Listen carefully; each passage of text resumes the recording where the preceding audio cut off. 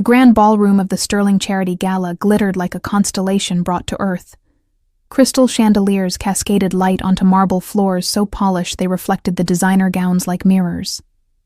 Aubrey Chen stood near the entrance, her fingers nervously smoothing the fabric of her dress. A simple navy blue piece she'd found at a thrift store and altered herself. The beading along the neckline had taken her 3 nights to sew by hand, each stitch a small prayer that she might blend in. She didn't.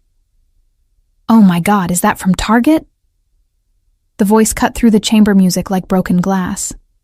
Aubrey turned to see 3 women in gowns that cost more than her annual rent, their lips curved in matching smirks. The speaker, a blonde in emerald silk, stepped closer, her perfume overwhelming. "Honey, this is a black tie event, not a church potluck." Heat flooded Aubrey's cheeks. I was invited. I volunteer at the children's hospital that benefits from—" "How charitable," another woman interrupted, her diamond necklace catching the light as she laughed. "They let the help attend now? What's next, the valets?" The third woman, draped in crimson velvet, circled Aubrey like a predator. "Those shoes are definitely Payless. I can spot discount footwear from across a room. It's a gift." Aubrey's throat constricted. She'd spent weeks excited about tonight, imagining herself among the city's elite who actually made a difference. She'd believed the invitation meant something. Now she realized she was just another spectacle for the wealthy to mock. "At least she tried," the blonde said, her voice dripping with false sympathy. "Though that dress would have been better suited for a funeral. A very sad, very poor funeral." Laughter erupted around them. Aubrey felt other eyes turning her way, heard the whispers spreading like wildfire through the crowd. Her vision blurred with tears she refused to let fall.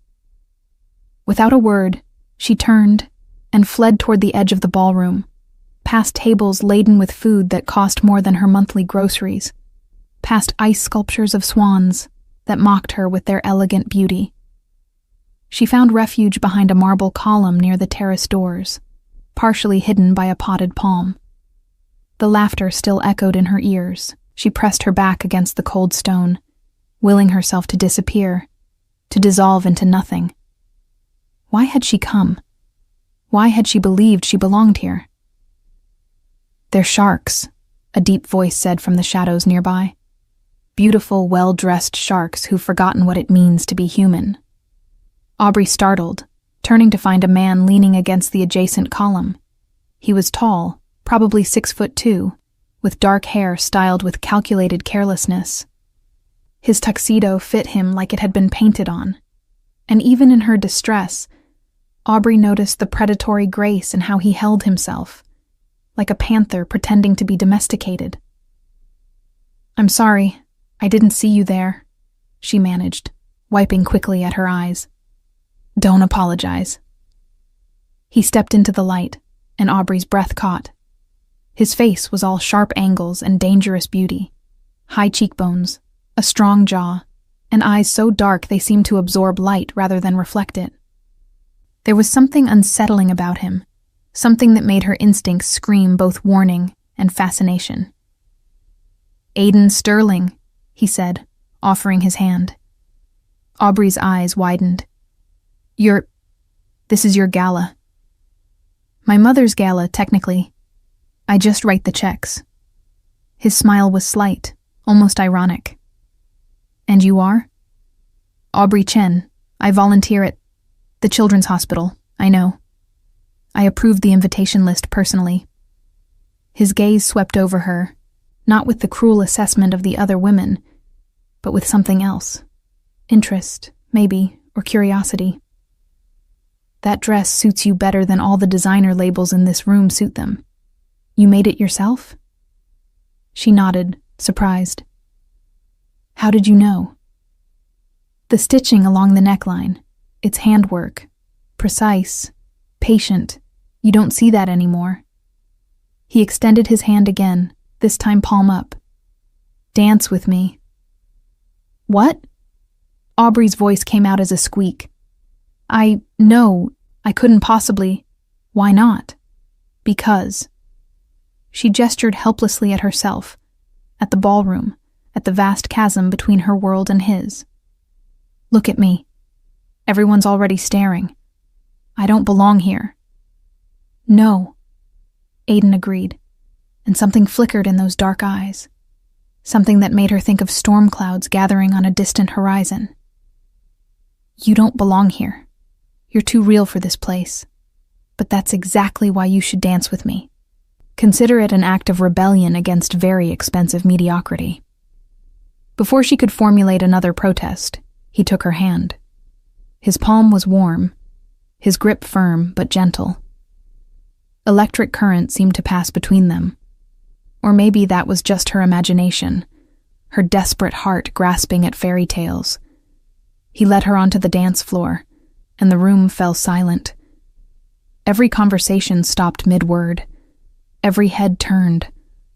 Aubrey felt hundreds of eyes boring into her back, felt the weight of their judgment and shock and barely concealed disdain. Look at me, Aiden commanded softly, his other hand settling on her waist. Not at them, only at me. She obeyed, lifting her gaze to his. The orchestra resumed playing, something slow and haunting.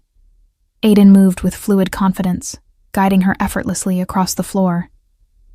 He was an exceptional dancer, and somehow he made her feel like one too, compensating for her uncertainty with subtle cues and steady support. "Why are you doing this?" she whispered. "Because I wanted to. I always do what I want." His thumb traced a small circle on her waist, sending shivers down her spine. "Does that frighten you?" It should have. Everything about him should have frightened her. The intensity in his eyes, the barely leashed power in his movements, the way the crowd parted around them like he was royalty or something far more dangerous. But instead, she felt safer than she had all evening. "Yes," she admitted honestly, but not in a bad way. Something like approval flickered across his face. "Good. Fear can be wise, particularly in my world." "What world is that?" "One where people wear masks so often they forget their real faces. One where kindness is a weakness and ruthlessness is rewarded."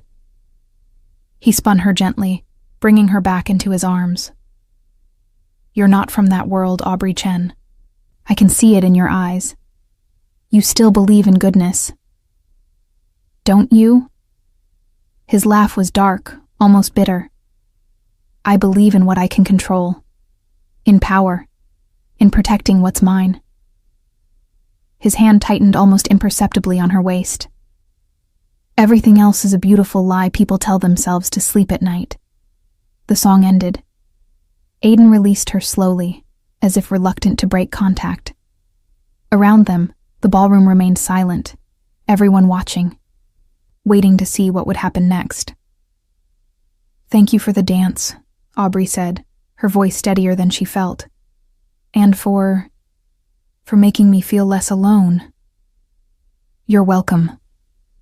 He reached into his jacket and withdrew a business card, pressing it into her palm.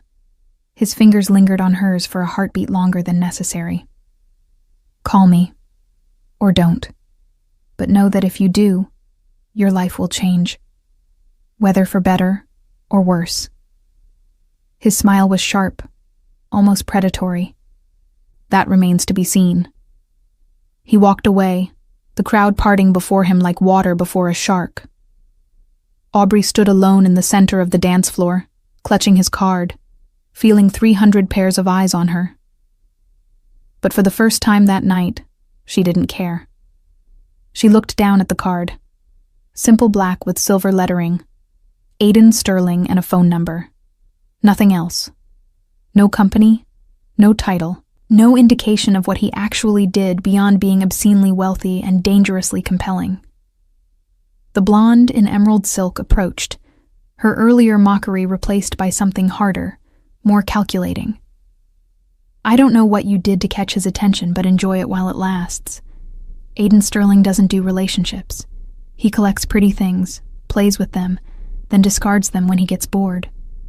Then why do you care?" Aubrey surprised herself with the boldness of her response. The woman's eyes narrowed. Because girls like you don't understand men like him.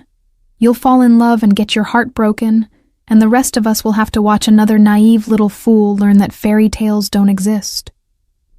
But as Aubrey left the gala an hour later, the card still warm in her hand, she couldn't help wondering if maybe, just maybe, fairy tales did exist. They just came with sharper teeth and darker shadows than the storybooks ever mentioned. She didn't call him that night, or the next day, or even the day after that. But she thought about him constantly, about his dangerous smile, his dark eyes, and the way he'd looked at her like she was something rare and precious, rather than something to be mocked. 3 days later, her phone rang with an unknown number. "You didn't call." Aiden's voice was smooth, almost amused. "I'm not accustomed to being ignored. How did you get my number?" "I'm a very resourceful man, Aubrey. When I want something, I find a way to get it." A pause, heavy with implication. "Dinner tomorrow night. I'll send a car at 7. "I didn't agree to." "You will, because you're curious, because you felt what I felt on that dance floor, because for once in your safe, predictable life, you want to feel dangerous." He hung up before she could respond. Aubrey stared at her phone, her heart racing. He was right, damn him. She did want to feel dangerous. She did want to see him again. She just didn't know yet that dangerous was an understatement for what Aiden Sterling truly was, or that by accepting his invitation, she was stepping into a world where one wrong move could cost her everything, including her life. The car that arrived at 6:55 was not a car. It was a statement. A black Bentley with windows tinted so dark Aubrey couldn't see inside, its chrome gleaming under the streetlights like polished obsidian. The driver, a stern-faced man in an immaculate suit, opened the rear door without a word. Aubrey hesitated on the sidewalk outside her modest apartment building, suddenly aware of the chasm between her world and Aiden's. She wore her best dress, a simple black number she'd bought for job interviews, and heels that pinched her toes. Compared to the vehicle waiting for her, she felt like a child playing dress-up. "Miss Chen," the driver said, his voice carrying a faint Eastern European accent. "Mr. Sterling is waiting." The interior smelled of leather and expensive cologne. As the car glided through the city streets, Aubrey watched her neighborhood transform. Buildings grew taller, cleaner, more imposing. Trees lined the sidewalks in neat rows. Even the streetlights seemed brighter here, as if wealth could purchase better illumination. They stopped in front of a restaurant Aubrey had only read about in magazines. Celestine, a Michelin 3-star establishment where reservations required a 3-month wait, and connections most people would never have. The building was all glass and steel, glowing from within like a jewel box. Aiden waited at the entrance, devastating in a charcoal suit that probably cost more than her car. When he saw her, something flickered across his face. Approval, possession, satisfaction. He dismissed the driver with a subtle nod and offered Aubrey his arm. "You look lovely," he said, his voice low enough that only she could hear. "Though I suspect you could wear anything and still outshine every woman in this city." "You're a liar," she replied, but couldn't suppress her smile. "A very smooth liar, but a liar nonetheless." "I prefer the term strategically truthful." He guided her inside, his hand settling on the small of her back with proprietary ease. "But in this case, I'm being entirely honest. You have no idea how rare genuine beauty is, Aubrey. Most of what passes for beauty in my world is just expensive maintenance and good lighting." The maitre d' greeted Aiden by name, leading them to a private room separated from the main dining area by frosted glass panels. A single table waited, set with crystal and silver that caught the candlelight like trapped stars. The room felt intimate, almost dangerously so. A cocoon that sealed them away from the world. Aiden held her chair, his fingers brushing her shoulders as she sat. The touch was brief but electric, and Aubrey wondered if he felt it too, or if this was just another game he played with women who didn't know better. "Tell me about yourself," he said, once they were alone, his dark eyes fixed on her with unsettling intensity. "And don't give me the rehearsed version you use for job interviews. I want the truth." "The truth is boring," Aubrey deflected. "I work 2 jobs, administrative assistant during the day, waitress 3 nights a week. I volunteer at the children's hospital on weekends because—" She paused, surprised by the sudden tightness in her throat. "Because my little brother died there when I was 16. Cancer. I couldn't help him, but maybe I can help other families not feel so alone." Aiden's expression didn't change, but something shifted in his eyes. Recognition, perhaps, or respect. "I'm sorry. Losing someone you love is complicated." "You've lost people?" "Everyone I've ever cared about." He said it flatly, as if reciting a weather report. "Which is why I've learned not to care too much. It's safer that way." "That sounds lonely." "Loneliness is just another form of safety." He poured wine into her glass, something deep red that probably cost more than her monthly rent. "But tell me more. What do you want, Aubrey Chen?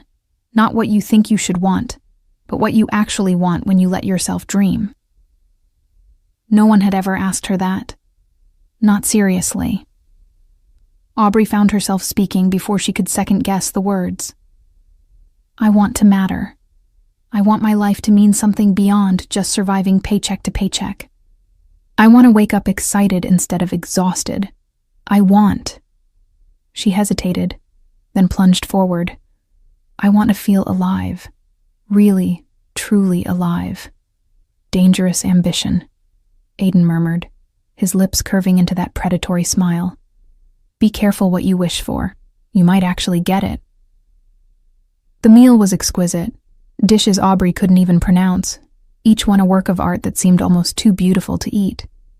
But more intoxicating than the food or wine was the conversation. Aiden had a way of asking questions that peeled back her carefully constructed defenses, making her reveal parts of herself she usually kept hidden. He listened with complete attention, as if she were the only person in the world who mattered. But when she tried to ask about him, he deflected with practiced ease. "What do you do?" she asked directly, tired of dancing around the question. "Besides writing checks for charity galas?" "I facilitate connections," he said smoothly. "I help people get what they need when traditional channels fail them. Import-export primarily, with investments in real estate, technology, pharmaceuticals." It sounded legitimate, but something in his tone suggested layers beneath the polished explanation. Aubrey thought of the warning the woman in emerald silk had given her. "Girls like you don't understand men like him." "That's the official answer," she said carefully. "What's the real answer?" Aiden's smile widened, showing teeth. "The real answer is that I do whatever necessary to protect what's mine and destroy anything that threatens it. I operate in spaces between laws, where rules are flexible and power matters more than morality." He leaned forward, his voice dropping to something almost intimate. "Does that frighten you?" "Yes," she whispered. "Should I leave?" "Probably." His hand reached across the table, fingers tracing the curve of her wrist. "But you won't. Because you're curious. Because part of you has always wondered what it would feel like to color outside the lines. Because when you look at me, you don't see a monster. You see possibility." He was right. God help her. He was absolutely right. Aubrey should have been running for the door, calling the police, doing anything except sitting here letting this dangerous man touch her wrist like he owned it. But instead, she felt more alive than she had in years. "Come with me," Aiden said suddenly, standing and offering his hand. "There's something I want to show you." They left the restaurant, the bill apparently settled by some invisible mechanism that didn't require credit cards or signatures. The Bentley waited, and soon they were driving through the city, away from the glittering downtown toward the industrial district near the waterfront. "Where are we going?" Aubrey asked, as buildings gave way to warehouses and shipping containers. "Somewhere honest," Aiden replied cryptically. They stopped at a warehouse that looked abandoned from the outside, its windows dark and walls tagged with graffiti. But when Aiden led her through a side entrance, Aubrey discovered the interior was anything but abandoned.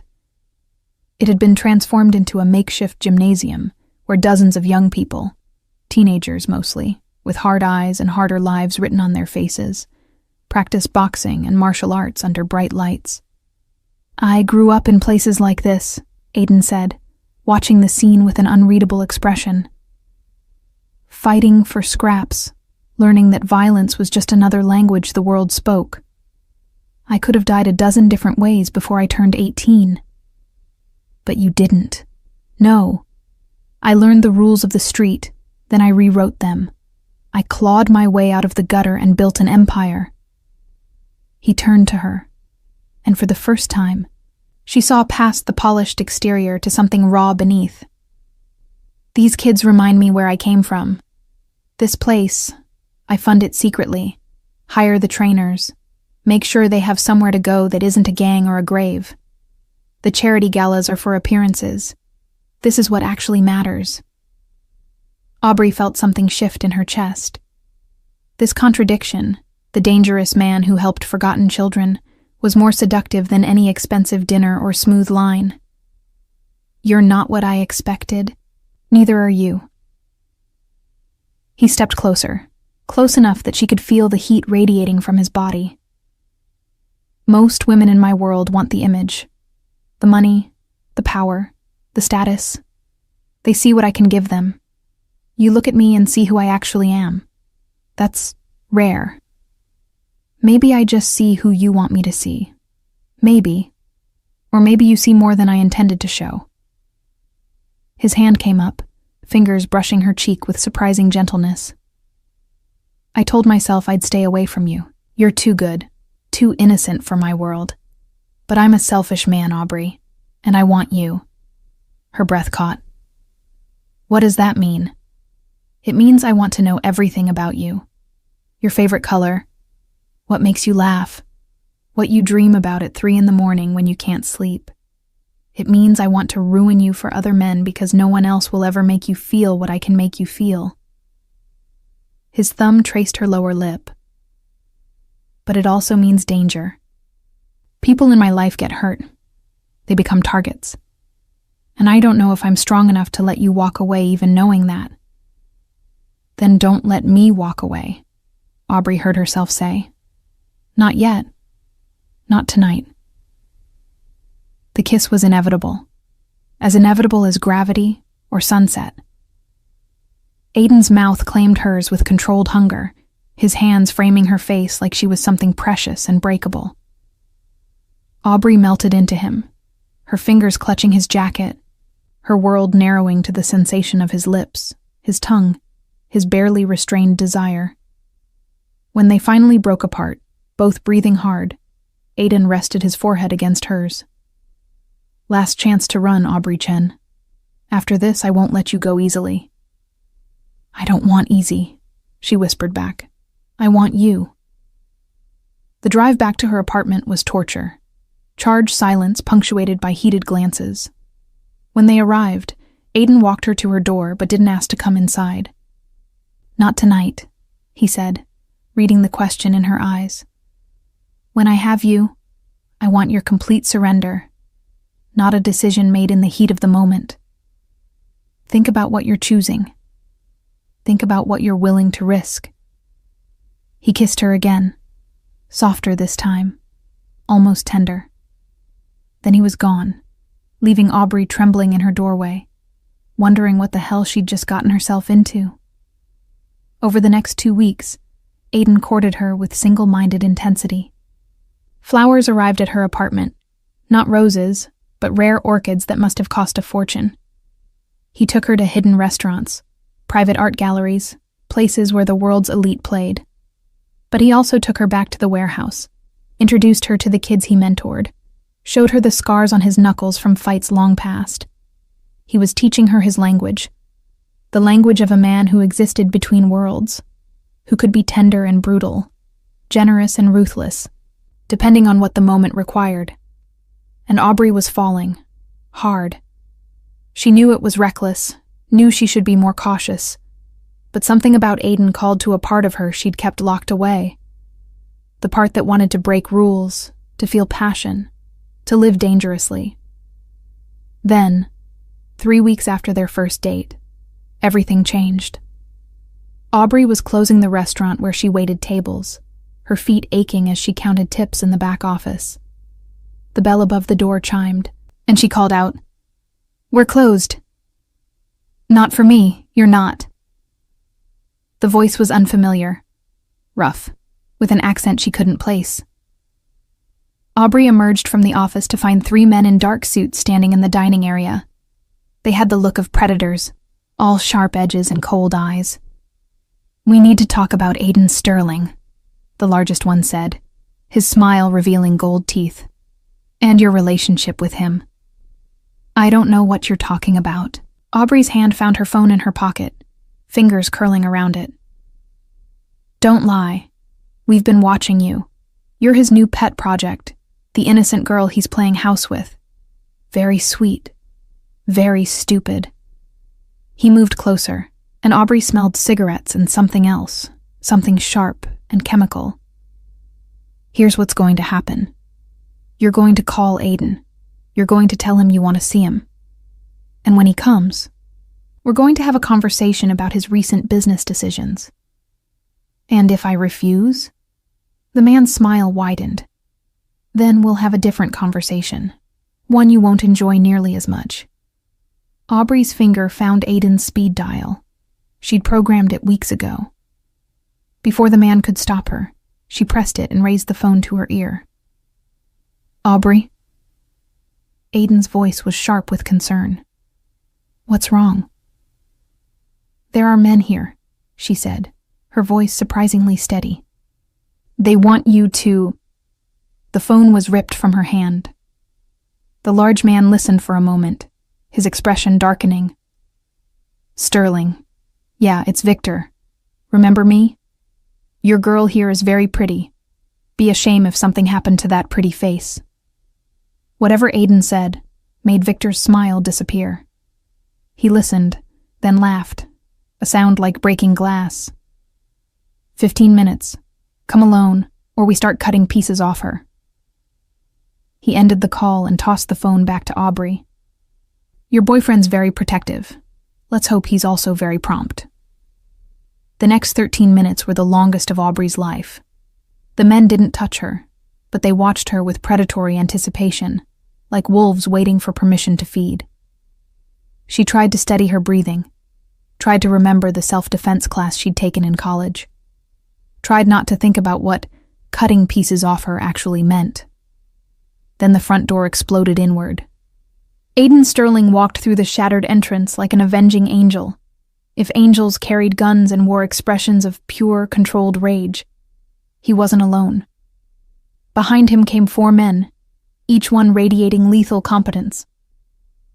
"Victor," Aiden said, his voice soft and deadly. "I told you what would happen if you touched my people. She's not your people. She's just some whore you've been playing with." The gunshot was so loud in the enclosed space that Aubrey's ears rang. Victor stumbled back, clutching his shoulder as blood blossomed through his suit. The other 2 men reached for weapons, but Aiden's people were faster. Suddenly, all 3 intruders were on the ground, disarmed, bleeding. Aiden walked past them like they didn't exist, his entire focus on Aubrey. "Are you hurt?" His hands ran over her arms, her shoulders, checking for injuries with professional efficiency. I'm okay. But her voice shook, and suddenly she was trembling, the adrenaline crash hitting hard. "Get them out of here," Aiden said to his men, his eyes never leaving Aubrey's face. "The usual place. I'll deal with them later." He cupped her face in his hands, his thumbs brushing away tears she didn't realize were falling. "You're safe. I've got you. You're safe." But as he held her, as she pressed her face against his chest and breathed in his scent, Aubrey realized the terrible truth. She wasn't safe. She might never be safe again, because loving Aiden Sterling meant stepping into a world where danger was a constant companion, where violence could explode without warning, where her life would always be a potential bargaining chip. And the most terrifying part? She still wanted to stay. The safe house was minimalist and cold, all concrete and steel, hidden in the basement of a building Aiden owned downtown. Aubrey sat on a leather couch that looked out of place in the industrial setting, a blanket wrapped around her shoulders despite the room's perfect climate control. She couldn't stop shaking. Aiden paced like a caged panther, his phone pressed to his ear as he barked orders in a language Aubrey didn't recognize. Russian, maybe, or something Slavic. When he finally ended the call, he turned to her with eyes that had gone flat and cold, all warmth extinguished. "I need you to understand something," he said, his voice devoid of the warmth she'd grown accustomed to. "What happened tonight wasn't random. Viktor Kozlov runs the Breathless operations on the east side. He came after you to get to me because I've been systematically dismantling his distribution network for the past 6 months. Distribution of what? Does it matter?" He laughed, but there was no humor in it. Drugs, weapons, people, the Bratva traffics in suffering. I traffic in different things, but the end result is the same. Broken bodies, shattered lives, blood on expensive marble floors. Aubrey stood, the blanket falling away. "Stop talking like you're some kind of villain. You saved me. You run that youth center. You're not... I'm exactly what you should be afraid of." Aiden closed the distance between them in 2 strides, gripping her shoulders. Not hard, never hard with her, but firmly enough that she couldn't look away. "I've killed people, Aubrey. Not in self-defense. Not accidentally. I've murdered men because they threatened my business, my territory, my power. I've ordered executions. I've watched people beg for their lives and felt nothing. Do you understand? I'm not a good man playing at darkness. I am the darkness." "Then why the youth center? Why help those kids?" "Because I see myself in them. Because if someone had helped me when I was 16 and desperate, maybe I wouldn't be the monster I am now. It doesn't make me noble. It makes me a hypocrite. I save some lives while destroying others." Aubrey reached up, her hands covering his. "You're not a monster." "Yes, I am. And the worst part? I brought that monster to your door. Viktor would have never looked at you twice if I hadn't made you mine. Every moment you spend with me puts a target on your back." "So what are you saying? That I should walk away?" "I'm saying you should run." His voice cracked, revealing pain beneath the cold facade. "I'm saying I was a selfish bastard to involve you in this world. I told myself I could keep you separate, safe. But that was a lie. There is no safe. Not in my life. Only different degrees of danger. And if I don't want to run?" Aiden's laugh was bitter. "Then you're crazier than I thought, or more naive. Take your pick. Or maybe I see something you don't." Aubrey stepped closer, eliminating the space between them. "Maybe I see a man who's convinced himself he's beyond redemption because it's easier than hoping for something better. Maybe I see someone who's scared, not of dying but of living, of letting someone in and having them see all the broken parts." "You don't know what you're talking about, don't I?" She pressed her hand against his chest, feeling his heart racing beneath her palm. "You told me everyone you've ever cared about has died. What happened, Aiden? Who did you lose?" For a long moment she thought he wouldn't answer. His jaw clenched, muscles jumping beneath his skin. Then, slowly, he reached into his jacket and pulled out a battered photograph. 2 young boys smiled at the camera. One maybe 12, the other perhaps 8. Behind them stood a woman with kind eyes and Aiden's sharp features. "My brother, Marcus," Aiden said, his voice hollow.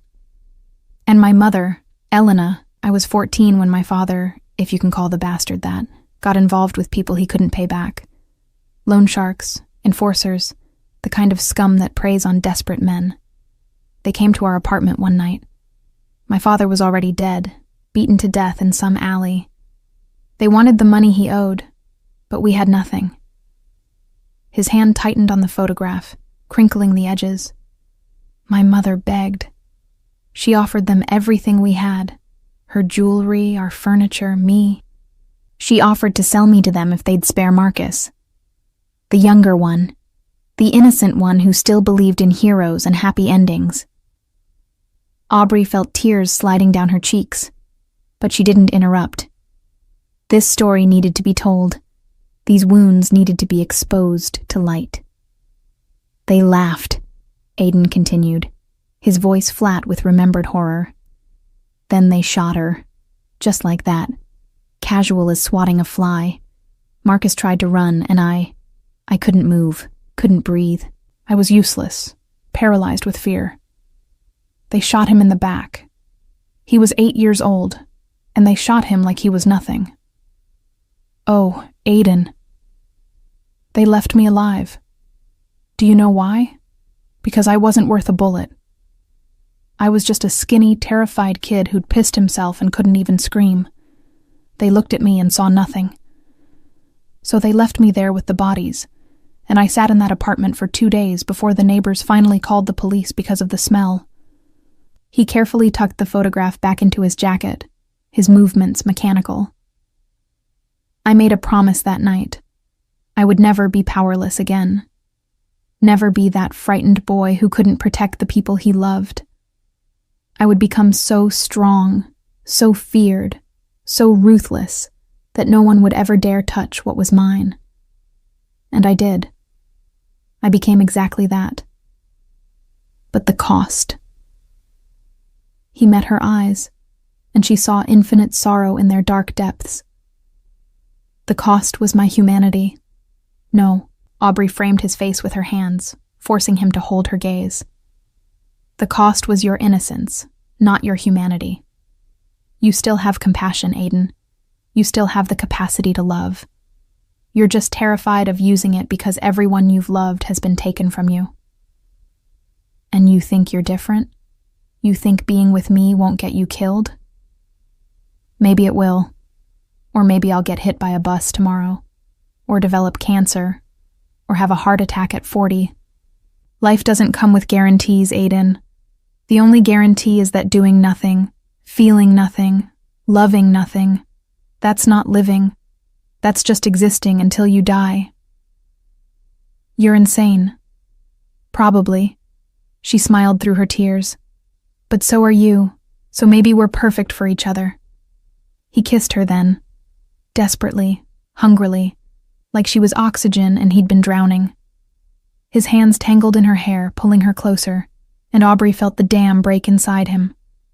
All the walls he'd constructed, all the careful distance he maintained, it shattered against her stubborn refusal to abandon him to his darkness. When they finally broke apart, both breathing hard, Aiden pressed his forehead to hers. "If you stay," he whispered, "if you really stay, I need you to understand what that means. It means bodyguards. It means armed escorts. It means learning to shoot, to fight, to watch your back every second of every day. It means people will come after you to hurt me. It means you can never be truly safe again. I understand. Do you? Do you really?" He pulled back, searching her face. "Because once you're in, once you know my secrets, there's no walking away. I won't let you go, Aubrey. I can't. I'm too selfish, too possessive, too fucked up to release something precious once I have it." "Good." She smiled, surprising herself with the certainty in her voice. "Because I don't want to be released. I want to be kept. I want to be yours." "You have no idea what you're asking for." "Then show me," The kiss this time was different. Claiming, possessive, a promise and a threat wrapped together. Aiden lifted her easily, carrying her to the bedroom beyond the main room. He set her down gently on the bed, his eyes never leaving hers. "Last chance," he said. "Last chance to change your mind." "Stop giving me outs," Aubrey replied, reaching for him. "I've made my choice. Now show me what it means to be yours." What followed was both tender and fierce, Aiden worshipping her body with reverent touches, while claiming her with an intensity that left no doubt about his possession. He was patient and demanding, gentle and rough, showing her pleasure she'd never imagined while branding himself into her very soul. And when they finally lay tangled together in the aftermath, both slick with sweat and trembling, Aubrey understood that she'd crossed a threshold from which there was no return. "Mine," Aiden whispered against her neck, his arms tightening around her.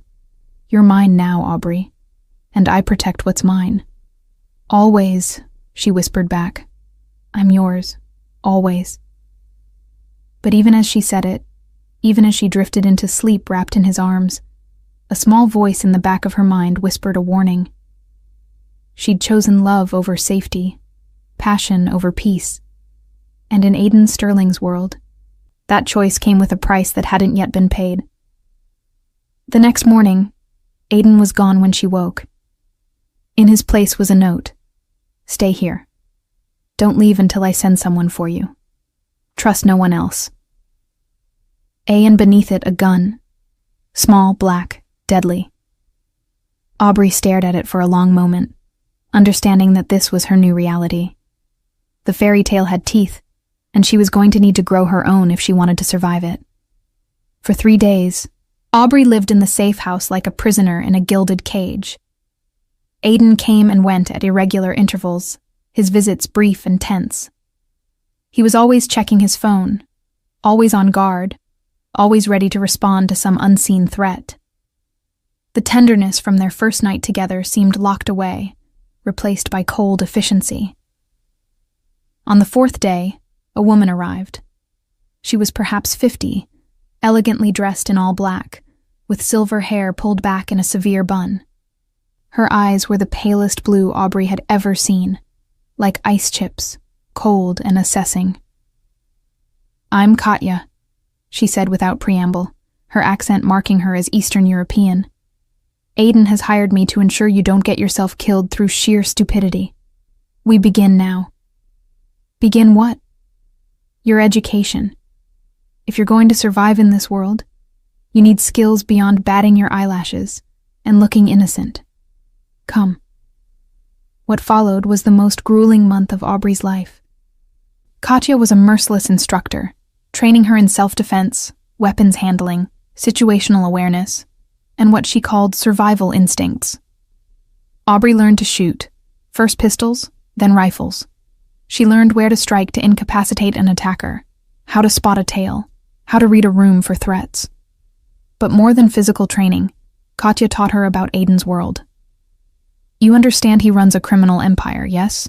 Katya asked one afternoon as they sat in the safe house kitchen, cleaning disassembled firearms.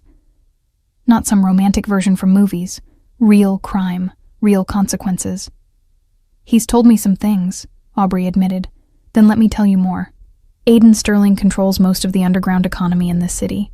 Shipping, distribution, money laundering. If it's illegal and profitable, he has his fingers in it.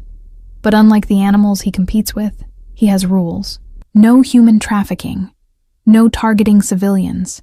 No children in the business. Ever. These rules make him powerful among those who still have some shred of honor, but they also make him vulnerable to those who have none. Like Victor. Victor is only one problem. There are dozens more. The Italians, the Chinese triads, the Mexican cartels, corrupt police, federal agents looking to make their careers. Everyone wants what Aiden has, and they'll go through you to get it if they think it'll hurt him. Aubrey's hands stilled on the gun she was cleaning. "Why are you telling me this? To scare me away?" Katya's cold eyes warmed slightly. barely, but noticeably. "No, child. To prepare you. I've worked for Aiden for 15 years. I've seen him with many women. Beautiful, sophisticated, ambitious. They all wanted his money, his power, his status. You're the first one who looks at him and sees a man, not a meal ticket. That makes you dangerous." "Dangerous how?" "Because he loves you, and love makes even the strongest men vulnerable." Katya reassembled her weapon with practiced efficiency. "His enemies will use that. They'll hurt you to hurt him.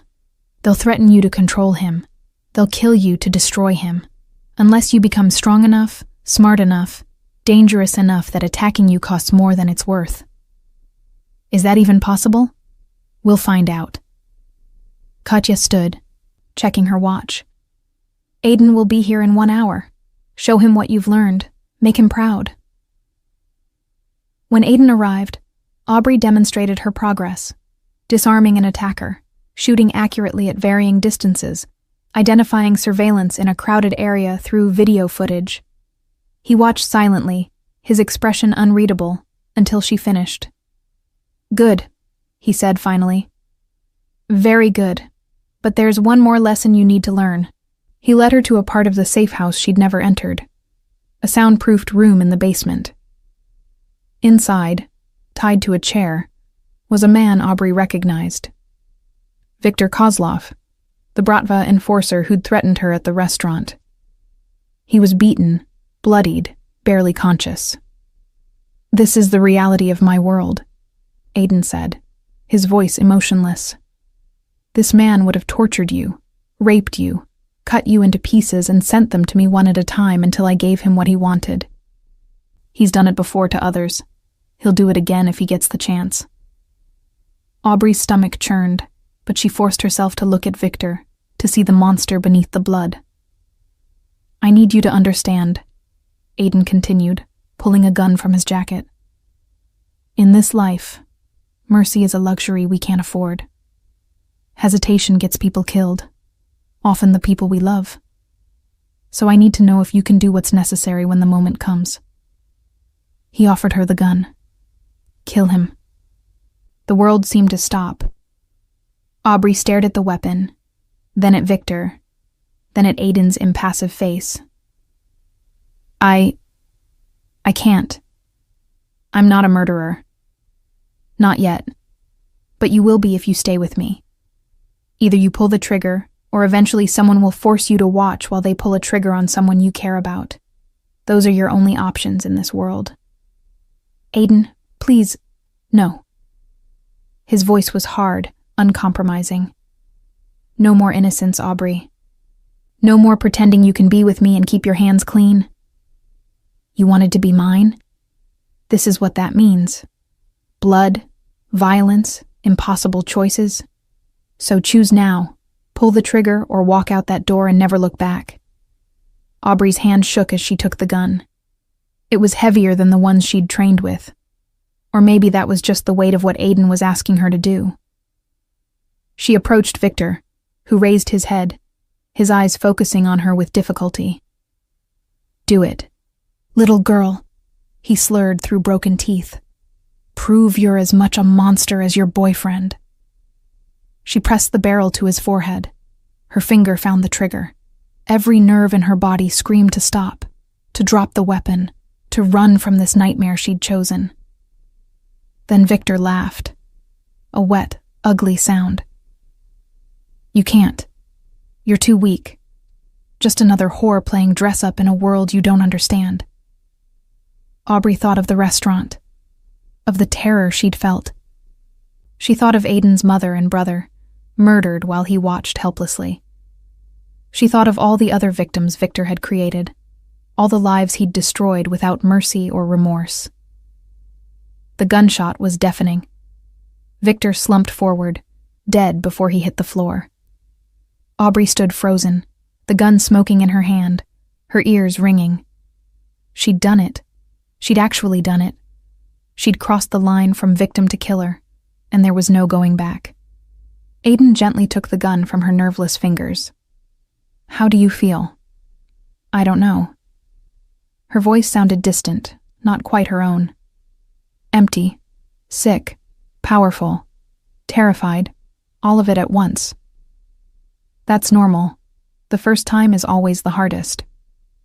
He pulled her into his arms, and she realized she was shaking violently. You did what needed to be done. You protected yourself, protected me, protected everyone Victor would have hurt in the future. That doesn't make you a monster, Aubrey. It makes you a survivor. I killed a man. The reality of it hit her like a freight train, and she would have collapsed if Aiden hadn't been holding her. Oh God, I killed someone. Yes, and you'll probably have to do it again, because that's our life now. That's what you chose. He kissed her forehead, her temples, her cheeks. But I'm proud of you. You're stronger than you know, braver than you believe, and you're mine, completely, irrevocably mine. Later, after Katya had efficiently disposed of Victor's body, "Don't ask how," she'd said. "Better you don't know." Aubrey sat in the shower, fully clothed, letting the water run over her. She couldn't seem to get warm, couldn't wash away the feeling of Victor's blood on her hands even though there was none. Aiden joined her, still dressed as well, pulling her against his chest. "Talk to me." "Is this who I am now?" she whispered. "A killer? You're who you've always been, a woman strong enough to do terrible things to protect people she loves. That's not weakness, Aubrey. That's the strongest thing in the world. I don't feel strong. I feel broken. Then let me carry the broken parts until you're ready to pick them up again. That's what love is. Not finding someone perfect, but finding someone whose broken pieces fit with yours." They stayed in the shower until the water ran cold, holding each other while the world outside continued its violent dance. And when they finally emerged, Aubrey understood that she'd been fundamentally altered. The innocent girl who'd attended a charity gala in a thrift store dress was gone, replaced by someone harder, darker, more dangerous, but also more alive than she'd ever been. The retaliation came faster than Aiden expected. Victor's death ignited a firestorm. The Bratva wanted blood, wanted vengeance, wanted Aiden's head on a spike.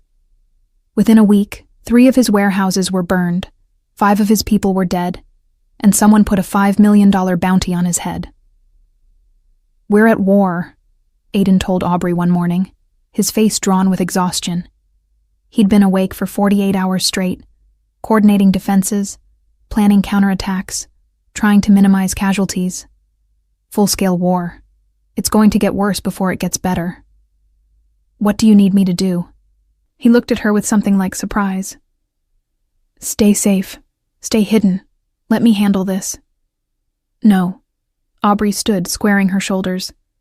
"I'm not a China doll to be locked away. You trained me for this. Use me." "Absolutely not. If something happened to you, then you'd be devastated, and I'd be dead, and the Bratva would win. But if I fight beside you, if I'm useful instead of just protected, then maybe we both survive." She moved closer, taking his hands. "I'm not asking for permission, Aiden. I'm telling you. I'm fighting, with you or without your approval." Something flickered in his eyes. Pride, maybe, or fear, or both. "You're the most stubborn woman I've ever met." "I learned from the most stubborn man." She kissed him quickly. "Now tell me the plan." The plan was brutal in its simplicity. Hit the Bratva's operations hard and fast, crippling their income streams until they had no choice but to negotiate. It meant raids on illegal gambling houses, drug distribution centers, money laundering fronts. It meant violence, risk, and the very real possibility of death. Aubrey's role was support, managing communications, coordinating logistics, ensuring Aiden's people had what they needed when they needed it. But support didn't mean safety. The safe house was compromised 3 times in 2 weeks. She killed 2 men trying to breach the defenses, wounded a 3rd. Each time got a little easier, a little less soul-crushing. She was becoming what this world required: hard, efficient, remorseless when necessary. But the war extracted its price. Marcus, one of Aiden's oldest friends, was killed in an ambush. Sophia, a woman who ran one of his legitimate businesses, was murdered in front of her children as a message. 7 more of his people died in various attacks, and each death carved deeper lines into Aiden's face. "They're targeting civilians now," he said one night, his voice hollow. "People who have nothing to do with the business.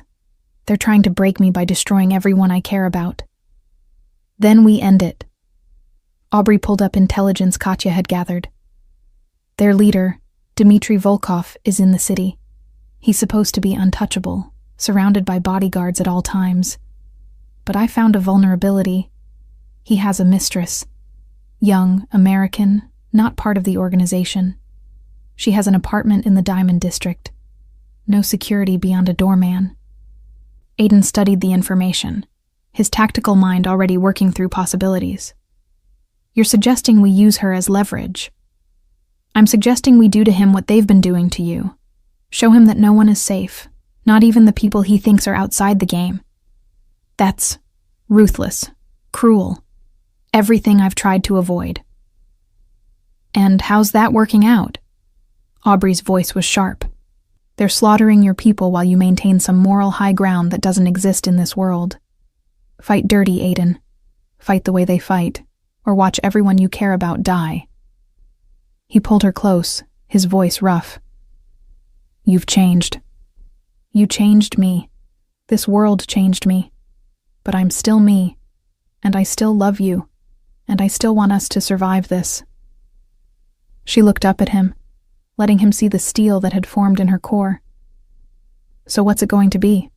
Nobility in death? Or survival at any cost?" "Survival," he said finally. "Always survival." They took Dimitri's mistress the next night. A clean snatch from her apartment building. No mess. No witnesses. The woman, a college student named Ashley who'd been dazzled by Dimitri's money and charm, sobbed the entire time as they transported her to a secure location. "Please," she begged. "I don't know anything about his business. We're just dating. He takes me to nice restaurants and buys me things. I didn't know he was dangerous. No one's going to hurt you," Aubrey told her, surprising herself with how easily the lie came. "But we need to use you to send a message. If you cooperate, you'll walk away from this. If you don't." She let the threat hang unspoken. They filmed Ashley reading a prepared statement. Nothing graphic, nothing violent, just her saying she was being held until Dmitri agreed to negotiate. Then they sent the video to every Bratva lieutenant they could identify. The response was immediate and explosive. Dimitri's people went ballistic, threatening annihilation, promising revenge. But underneath the bluster, Aubrey heard something else. Fear. They'd touched someone Dmitri actually cared about, and suddenly the game had changed. 3 days later, Dmitri requested a meeting. "It's a trap," Katya warned. "He'll have snipers, ambush teams, everything necessary to end you the moment you show your face." "Probably," Aiden agreed. "But we're running out of options. We're bleeding people and resources, and the other organizations are watching. If we look weak, they'll pile on. We need to end this, one way or another." "Then we go in force," Aubrey said. "Overwhelming force. Make it clear that killing you means mutual destruction. Make the cost too high for him to consider." The meeting was set for neutral ground, an abandoned factory on the waterfront, the kind of place where bodies disappeared into the river and no one asked questions. Aiden brought 20 armed men, Katya, and against everyone's advice, Aubrey. "You should stay back," he'd argued. "You don't need to be in the line of fire. Where you go, I go. That's not negotiable." Dmitry Volkov was everything Aubrey expected. Cold eyes, expensive suit, the casual arrogance of a man who'd never faced real consequences for his actions. He arrived with his own small army, and for a tense moment, both sides simply stared at each other across the empty factory floor. "Sterling," Dmitri said, his accent thick. "You have my property. Return her, and perhaps I let you live." "She's not property," Aiden replied calmly. "She's leverage, and she stays safe as long as you're reasonable." "Reasonable? You kill my enforcer. You attack my businesses. You steal my woman. This is reasonable?" "Your enforcer threatened mine first. You started this war, Dmitri. I'm just ending it on my terms." Dmitri's laugh was ugly. "Your terms? You think you dictate terms? I will bury you, Sterling. I will kill everyone you love slowly, painfully. I will." The gunshot came from nowhere, punching through Dmitri's chest and dropping him to his knees. Chaos exploded, both sides opening fire, bullets tearing through the air like angry hornets. Aiden grabbed Aubrey, pulling her behind a concrete pillar as his men returned fire. "Sniper!" someone shouted. "On the roof!" But the sniper wasn't targeting them. It was systematically taking out Dmitri's people, each shot precise and lethal. In less than 30 seconds, 8 Bratva soldiers were down, including Dmitri himself. Then, as suddenly as it started, the gunfire stopped. A figure emerged from the shadows. A woman, tall and athletic, holding a sniper rifle like it was an extension of her body. She walked toward Aiden with easy confidence, ignoring the guns trained on her from all sides. "Hello, brother," she said, her smile sharp. "Miss me?" Aiden's face went white. "Maya. But you're supposed to be dead." Reports of my death were greatly exaggerated. She reached them, her eyes flicking to Aubrey with interest. "And you must be the girl who's got my baby brother all twisted up. Cute. Little young for this game, but we all have to start somewhere." "Aiden?" Aubrey looked between them, confused. "Who is this?" "My sister," he said, his voice stunned. "My older sister, who died in a car bombing 5 years ago, who I watched burn, who I buried." "You buried a charred body you never identified," Maya corrected. "I needed to disappear, so I did. Joined the CIA, spent 5 years hunting international criminals, got very good at killing bad people from very far away." She gestured at the carnage around them. "You're welcome, by the way. The Bratva's been on my agency's watch list for months. Your little war gave me the perfect opportunity to clean house." "You let me think you were dead for 5 years." Aiden's voice was raw with pain and fury. "Do you have any idea what that did to me? Kept you alive, probably. The people who wanted me dead would have used you to get to me. Better you believed I was gone." Maya's expression softened slightly. "I'm sorry, Aiden. I did what I thought was necessary." "Necessary?" He laughed bitterly. "That's what we all say, isn't it? To justify the terrible things we do to the people we're supposed to love." "Yes," Maya agreed simply. "But I'm back now, and I can help. The Bratva's leadership is decimated. The other organizations will be scrambling to fill the power vacuum. You can consolidate, maybe even legitimize some of your operations before the next wave of violence hits. Or," a new voice said from the entrance, "you could all put your weapons down and put your hands where I can see them."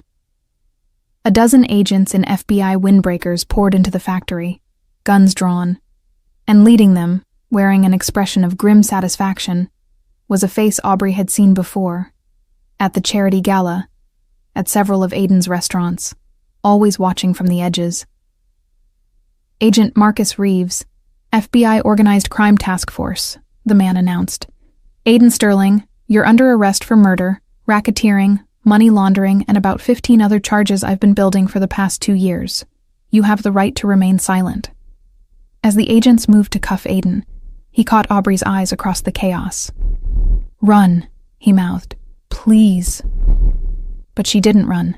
She stood her ground as they arrested the man she loved, as they hauled him toward waiting vehicles, as her entire world collapsed around her.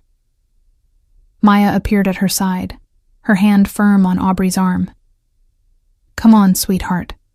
We need to go before they decide you're worth arresting too." "I can't leave him." "You can, and you will.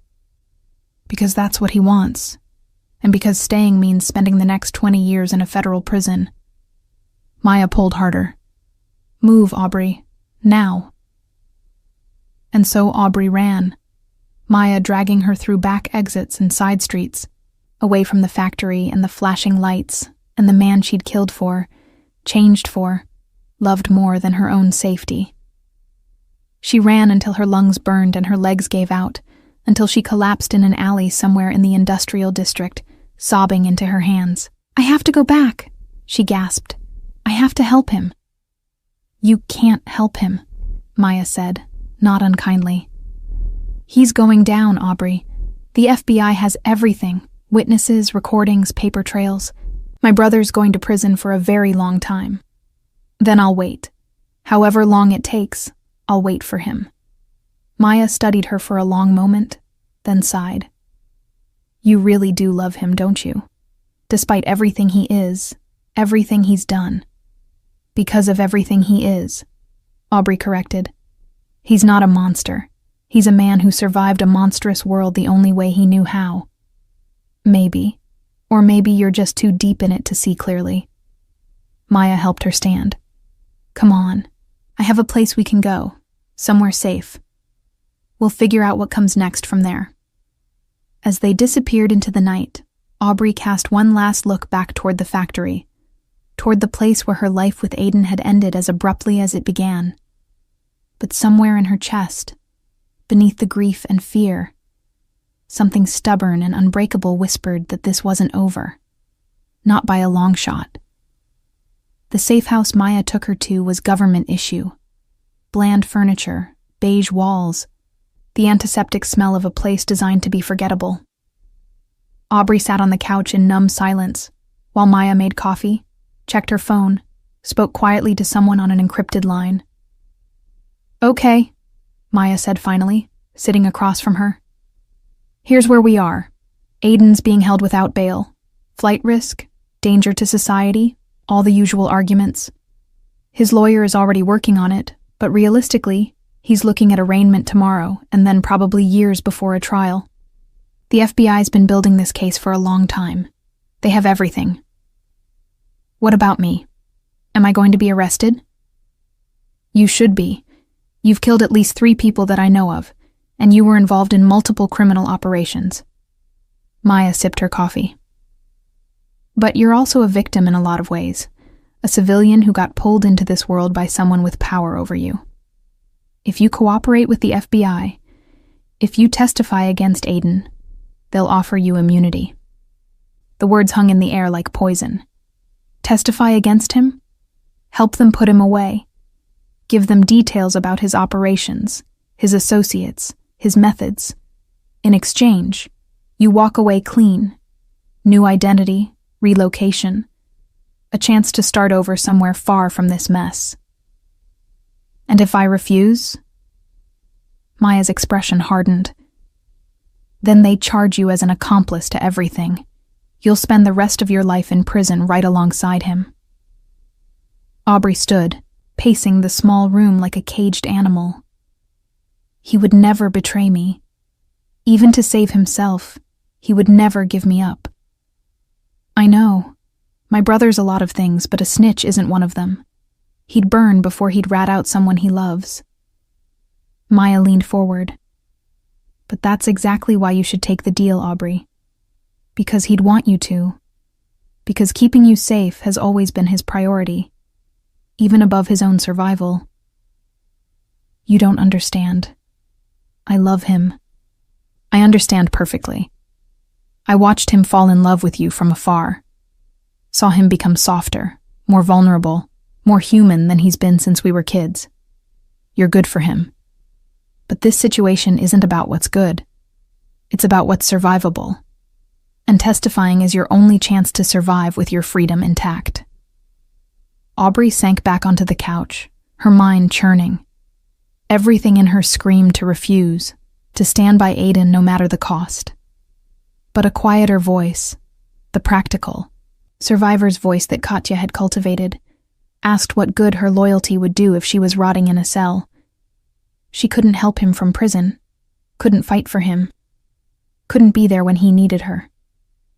"I need to see him," she said finally. "Before I decide anything, I need to talk to Aiden."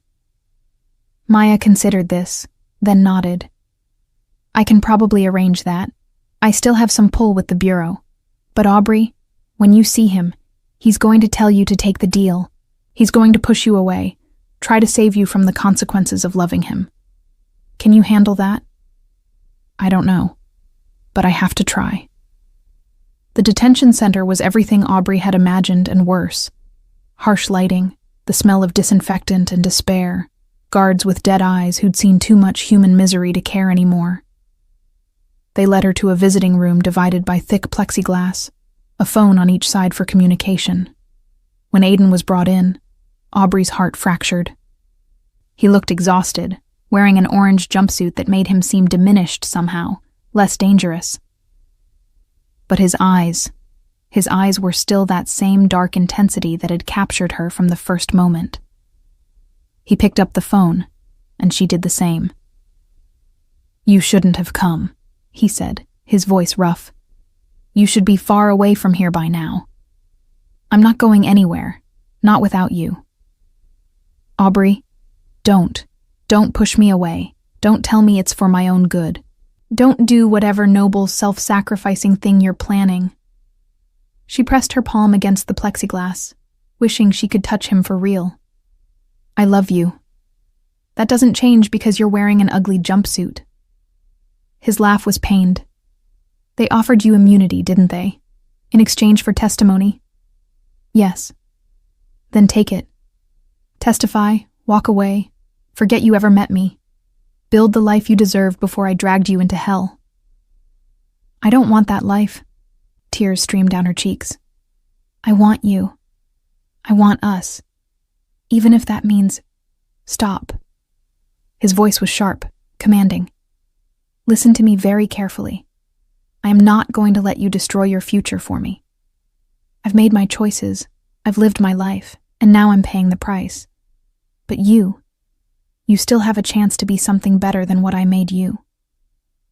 You didn't make me anything. I chose this. I chose you. You chose based on incomplete information. You didn't know what it would really cost." He leaned forward, his eyes boring into hers. "I need you to understand something. When I go to prison, and I will go to prison, I'll survive because I know you're out there somewhere, safe and alive. But if you throw your life away for me, if you go to prison too, then I'll have nothing. No purpose. No hope. You'll have taken the only good thing I've ever done and turned it into another tragedy. That's not fair. You can't put that on me. I can and I am, because I love you too much to let you make this mistake." His hand pressed against the glass opposite hers. "Take the deal, Aubrey. Testify. Save yourself. And maybe someday, when I'm old and gray and I've paid my debts to society, you'll still be out there living the life I always wanted for you. That's all I'm asking. Live. Be happy. Forget me if you have to, but live. I won't testify against you." "Then testify about the organization, about the others, but leave me out of it. They have enough on me already. Your testimony won't make a difference to my sentence, but it will make all the difference to yours." The guard tapped his watch. 5 minutes left. Aubrey was running out of time to fight this losing battle. "What if I found another way?" she asked desperately. "What if I could get you out?" "There is no other way. The FBI has been too thorough. My lawyers will fight, will drag this out, but eventually I'll be convicted. It's over, Aubrey. We're over. And you need to accept that and move on." "No, no, no. I refuse to accept that. I refuse to believe that after everything we've been through, it ends like this. With you in a cage and me running away. There has to be another option. There isn't. Then I'll make one. She stood, the phone still pressed to her ear. I'm not testifying. I'm not abandoning you, and I'm not giving up. You taught me to be strong, to fight, to never accept defeat. So don't ask me to do it now. Aubrey, please. I love you, Aiden Sterling, and I'm going to prove it by getting you out of here, no matter what it takes. Wait for me. She hung up before he could respond, before he could argue, before her resolve could waver. As the guards led him away, she saw something in his face. Hope, fear, and something that might have been love, or might have been grief. Maybe both. Maya was waiting in the lobby, her expression concerned. What did you decide? I'm not testifying, but I'm also not going to prison. Aubrey's voice was steady, certain. I'm going to find a way to get him out. That's insane. You can't break someone out of federal custody. No, probably not. But I can make the FBI's case fall apart. I can find the holes, the illegal evidence, the violations of due process. Aiden's lawyers are good, but they're playing by the rules. I'm not bound by those same constraints anymore. Maya studied her for a long moment. You've changed. When I first met you a few hours ago, you were a scared girl in over her head. Now. She shook her head, something like admiration in her eyes.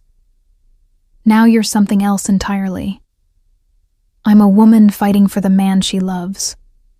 Whatever that makes me. Criminal, fool, hero, I don't care. I'm all in. Then you're going to need help. The kind of help that can operate outside the system. That knows how to fight dirty without getting caught. Maya pulled out her phone, scrolling through contacts. I know some people, former agents, contractors, specialists in gray areas. They owe me favors. But Aubrey, if we do this, if we actually try to subvert a federal investigation, there's no going back. You'll be burning every bridge, making yourself a target, risking everything. I know. And you're sure? Absolutely certain this is worth it? Aubrey thought of Aiden's smile, his touch, the way he'd looked at her like she was the only real thing in a world of beautiful lies. She thought of the orphaned boy who'd become a criminal to survive, who'd built an empire on the ruins of his trauma, who'd learned to love again, despite every instinct screaming that love was just another path to pain. I'm sure, she said. Let's bring him home. And so began the most dangerous gambit of Aubrey's life.